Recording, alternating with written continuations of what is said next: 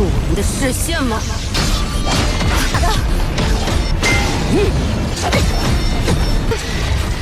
导师的实力。 Halo kalian semua, selamat datang di channel Donghua Master. Bagaimana kabar kalian semua? Mimin harap kalian semua baik-baik saja. Dan pada video kali ini kita akan melanjutkan alur cerita dari serial Donghua Solen 2 episode ke-129. Dan sebelum kita masuk ke cerita terbaru, mari kita sedikit mengingat cerita sebelumnya, yang dimana pada cerita sebelumnya Hu Yuho melakukan penjelajahan di dalam sebuah gua es, yang di dalam gua es tersebut mereka menemukan adanya logam es langka yang memiliki kekuatan divine dan akan bisa dimanfaatkan sebagai logam untuk membentuk alat-alat roh baru dengan kualitas yang tinggi. Dan juga di dalam gua itu mereka menemukan adanya esensi sumsum kristal es yang merupakan harta berharga bagi para roh es yang dimiliki oleh Hu Yuho, yang singkatnya mereka melakukan penyerapan, dan dalam penyerapan itu Putri Salju yang mendapatkan penyerapan paling tinggi. Bahkan ia sampai bisa berevolusi ke bentuk aslinya, yaitu bentuk dewasa menjadi Ratu Salju. Dan sebagai bentuk terima kasih dari Ratu Salju kepada Hu Yuho, ia akan membantu Hu Yuho untuk memandu Hu Yuho bisa tumbuh kuat, bahkan sampai bisa terbebas dari kekuatan Ditian. Dan itu merupakan inti cerita pada cerita sebelumnya. Kalau gitu pun sekarang langsung saja kita masuk ke bagian cerita terbaru. Cerita ini berlanjut dengan diperlihatkan kota naga yang mendapatkan serbuan dari para pasukan baru yang berasal dari Kekaisaran Matahari Bulan. Yang di sana banyak pihak dari warga kota naga membicarakan para pasukan baru ini, dan mereka mengira kalau ini merupakan para pasukan dari legium utama dari Legium Master Jiwa Kekaisaran Matahari Bulan, yang dimana legium ini merupakan legium Phoenix. Sedangkan di tempatnya Nan Qiu Qiu, tampak Nan Qiu Qiu sekarang masih menunggu Hu Yuho yang belum keluar-keluar juga dari kolam es ini, membuat Nan Qiu Qiu mulai khawatir kepada Hu Yuho. Dan sedangkan untuk Hu Yuho, tampak ia mendapatkan kelas pembelajaran dari Ratu Salju, yang dimana Ratu Salju mengajari kepada Hu Yuho bagaimana cara pengendalian dari pembekuan es tingkatan pertama, yang singkatnya pada bagian ini merupakan penjelasan bagaimana es bisa membeku dan dari mana es itu berasal. Yang singkatnya seperti ini, es itu berasal dari air, dan air sendiri merupakan sumber kehidupan, yang setiap dari mana air itu berasal maka adanya kehidupan di sana. Dan untuk bisa membekukan suatu air maka harus mendinginkan suhu tersebut.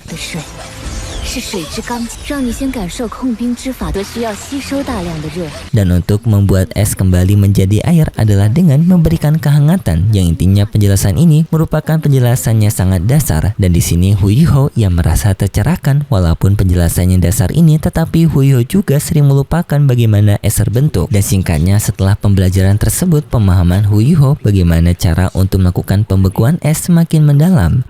Dan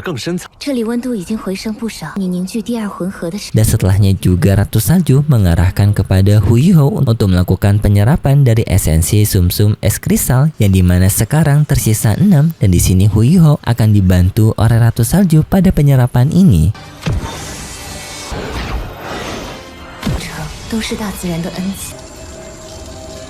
Yang singkatnya ke-6 kristal sumsum es tersebut diserap oleh Hu Yuho, yang secara bersama juga Ratu Salju sedikit menyayangkan karena tempat ini yang akan menghilang karena faktor dari pergerakan lempengan bumi, dan juga esensi sumsum kristal es yang telah habis karena mereka yang telah menyerapnya. Dan bagi Putri Salju hal ini sangat menyedihkan karena ia sendiri sangat suka dengan pemandangan dari sumsum kristal es dan juga gua ini.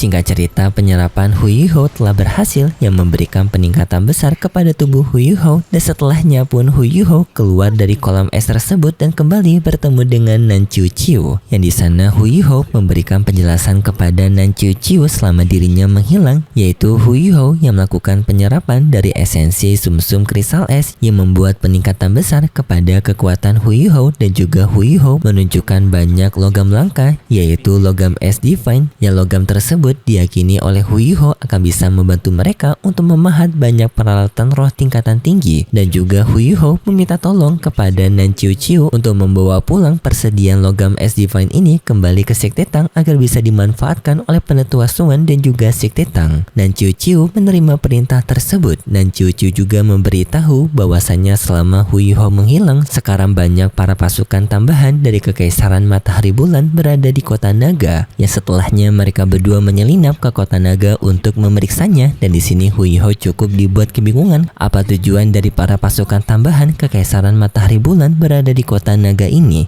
Nan Chiu Chiu memberitahu total para pasukan tambahan yang berada di kota naga sekarang adanya sampai 20.000 pasukan, dan dari apa yang mereka lihat, para pasukan ini memiliki kriteria yang tinggi seperti para pasukan elit yang mendapatkan pelatihan khusus. Hal ini semakin membuat Hu Yuho penasaran, dan Hu Yuho pun membagi tugas kepada Nan Chiu Chiu, yang dimana Nan Chiu Chiu disuruh untuk kembali ke Akademi Shrek mengirimkan persediaan logam langka es mereka, dan untuk Hu Yuho yang akan tetap berada di kota naga untuk melihat situasi yang direncanakan oleh Kekaisaran Matahari Bulan. Setelahnya Hu Yuho melakukan pemeriksaan kepada para pasukan tersebut, yang di sana Hu Yuho dibuat cukup takjub karena persediaan dari para pasukan Kekaisaran Matahari Bulan ini yang sangat matang. Mereka mempersediakan alat pengintai yang sangat banyak sampai berjumlah ratusan di atas udara, dan juga di sana Hu Yuho melihat bendera yang dimiliki oleh para pasukan tersebut merupakan bendera Phoenix, yang membuat Hu Yuho sadar kalau para pasukan ini merupakan para pasukan dari Legion Phoenix Kekaisaran Matahari Bulan, yang salah satu merupakan para pasukan elit mereka. Hal ini juga bisa dilihat dari para pasukan Kekaisaran Matahari Bulan, yang walaupun sekarang jam sudah mulai gelap seperti jam makan malam akan tiba, tetapi penjagaan dari camp militer mereka tidak melemah, menandakan para pasukan ini yang sudah dilatih sangat disiplin dan memiliki kelas yang berbeda dari para pasukan biasa, yang bahkan Hu Yuho bisa membandingkan kalau para pasukan ini setara dengan para pasukan elit dari Kekaisaran Star Luo. Tetapi dari apa yang Hu Yuho lihat, Hu Yuho menyadari kalau para pasukan ini tidak berniat untuk menetap lama, melainkan mereka akan berniat untuk melanjutkan perjalanan yang masih belum diketahui kemana tujuan utama dari para pasukan Legion Phoenix ini. Hu Yuho mencoba untuk melakukan penyelidikan lebih dalam lagi dengan ia secara diam-diam memasuki camp militer tersebut, dan di sana Hu Yuho menumbangkan salah satu penjaga untuk berniat menyamar menjadi penjaga juga.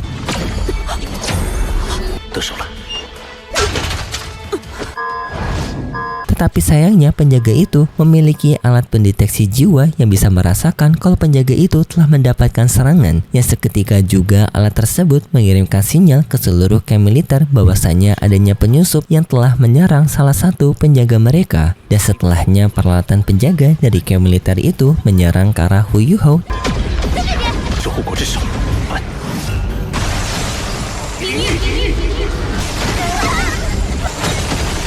Dan di sana Hu Yuho pun melakukan serangan balik dengan kemampuan dari Ratu Salju, yaitu Domain Tarian Es, yang seketika membuat banyak wilayah di sana membeku karena kemampuan dari Ratu Salju. Dan setelahnya Hu Yuho melanjutkan serangan dengan menyerang peralatan pengintai udara dari Kekaisaran Matahari Bulan, yaitu dengan Hu Yuho menggunakan kemampuan dari Star Anis. Dan dengan kemampuan tersebut Hu Yuho dapat melepaskan satu serangan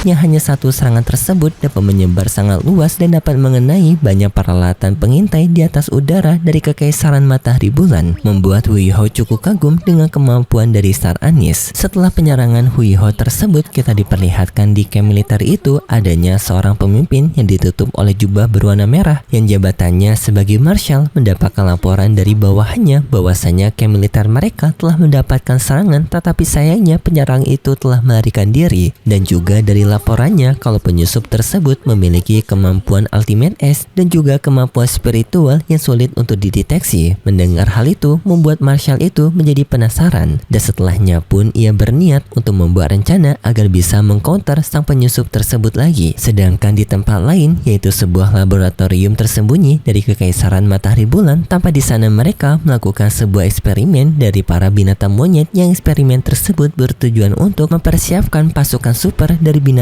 monyet.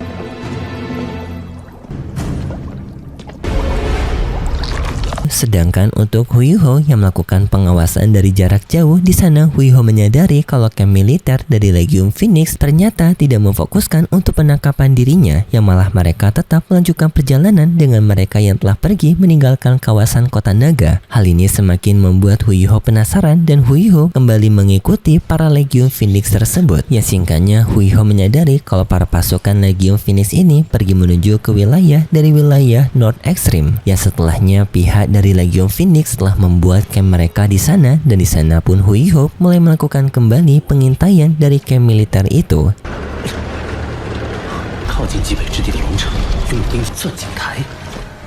Yang di sana Huiho melihat banyak sekali alat pertambangan dan Huiho sadar kalau para pasukan dari Legiun Phoenix ini mereka sedang melakukan pertambangan di wilayah North Extreme untuk mengumpulkan persediaan logam langka, yang juga hal ini bisa dimengerti oleh Huiho karena mereka sendiri sebelumnya telah menemukan logam es langka dan juga sumsum kristal es yang tidak jauh dari wilayah North Extreme, yang menandakan hal itu bahwasanya di wilayah North Extreme pastinya akan memiliki banyak persediaan logam langka lagi. Hal ini membuat Huiho paham kenapa Kekaisaran Matahari Bulan mengirimkan para pasukan Legiun Phoenix, karena mereka sekarang yang kekurangan persediaan logam langka dan mereka sekarang melakukan pencarian logam langka di wilayah North Extreme. Tetapi tak lama kemudian tiba-tiba saja penyamaran Huiho telah ketahuan, dengan di sana Huiho langsung dikepung oleh para pasukan dari Legiun Phoenix termasuk dengan sang Marshal Legiun Phoenix yang telah mengetahui keberadaan Huiho.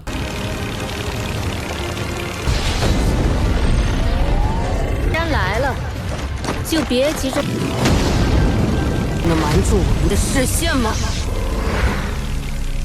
Dengan di sana Huiho yang dikepung habis-habisan oleh para pasukan Legiun Phoenix, dengan adanya juga pertahanan jaring udara membuat Huiho tidak bisa terbang dan bahkan sampai adanya penjaga dari ranah Title the Luo. Dan di sana sang Marshal telah mengetahui kalau Huiho sepertinya sekarang sedang kebingungan bagaimana penyamarannya bisa ketahuan, dan di sana sang Marshal memberitahu itu karena perubahan suhu pada wilayah ini, yang walaupun Huiho bisa untuk memanipulasi lingkungan di sekitar, tetapi pergerakan kecil dari Huiho tetap menimbulkan perubahan suhu. Apalagi wilayah mereka sekarang berada di wilayah yang sangat dingin, maka perubahan suhu akan bisa sangat terdeteksi dengan alat pemantauan suhu mereka, dan hal itu sudah membuat mereka mengetahui adanya penyusup, dan mereka sengaja untuk memancing Huiho memasuki lebih dalam dari lokasi ini, yang sampai pada akhirnya Huiho terperangkap dalam perangkap mereka. Dan di sana pun sang Marshal mengeluarkan bogrol khusus yang dapat untuk menangkap Huiho dan juga menyegel kekuatan Huiho untuk Huiho tidak bisa melawan. Jadinya Huiho disuruh untuk menyerah di tempat agar mereka bisa melakukan pembicaraan baik-baik. Huiho berpura-pura untuk mau menyerah di sana, dengan Huiho yang secara perlahan akan memasukkan tangannya ke dalam borgol tersebut, yang sebenarnya secara bersamaan Huiho sedang mempersiapkan untuk pelarian diri, yang di saat itu tiba-tiba saja adanya kemunculan dari Title the Luo Tiruan.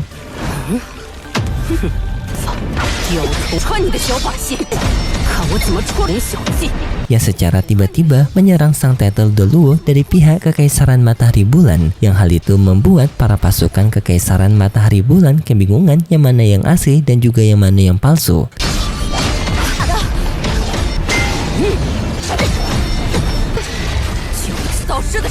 Tetapi di sana sang pasukan dari Title the Luo langsung mengeluarkan kemampuannya yang tidak hanya merupakan Title the Luo tetapi juga merupakan insinyur jiwa kelas 9. Tetapi sayangnya setelah itu cerita bersambung dan berikut cerita selanjutnya di minggu depan besok. Pada cerita selanjutnya diperlihatkan Huiho yang akan mencoba untuk kabur dari kepungan para pasukan Legiun Phoenix, yaitu dengan Huiho yang bertekad untuk menyandra marshal mereka alias Juzi. Yang rencana itu dimulai dengan penyerangan Huiho bersama dengan para rekan Roes-nya. Mereka menghadapi para pengawalnya sampai pada akhirnya nantinya mereka ataupun Huiho akan bisa untuk menangkap Juzi dan menggunakan Juzi sebagai sandera kabur dalam situasi pengepungan itu. Yang singkatnya pada pertemuan Huiho bersama dengan Juzi, di sana Huiho mencoba untuk menghentikan niatan Juzi yang memulai pertempuran, tetapi Juzi tidak mau karena ia memiliki dendam besar kepada Kekaisaran Star Luo yang akibat peperangan sebelumnya menewaskan kedua orang tuanya Juzi, dan Juzi ingin balas dendam kepada Kekaisaran Star Luo. Tetapi Huiho singkatnya ingin memberikan tawaran kepada Juzi untuk memulai hidup baru dengan mereka yang pergi ke tempat yang terpencil. Dan setelahnya kita akan berpindah dengan Huiho bersama bersama dengan Putri Salju dan juga lainnya, mereka akan melanjutkan wilayah ke North Extreme dengan mereka yang akan bertemu dengan binatang beruang North Extreme yang merupakan binatang penjaga dari wilayah North Extreme. Dan itu cerita yang akan kita lihat nanti untuk episode selanjutnya di minggu depan besok. Dan seperti biasa, Mimin mengingatkan kalau cerita ini merupakan dongeng fiksi yang hanya bertujuan sebagai penghibur saja yang berasal dari karangan novel. Terima kasih buat kalian semua yang sudah menonton video ini sampai akhir. Jika kalian suka dengan video kali ini, bisa beri like serta subscribe, dan sampai jumpa di video selanjutnya. See ya!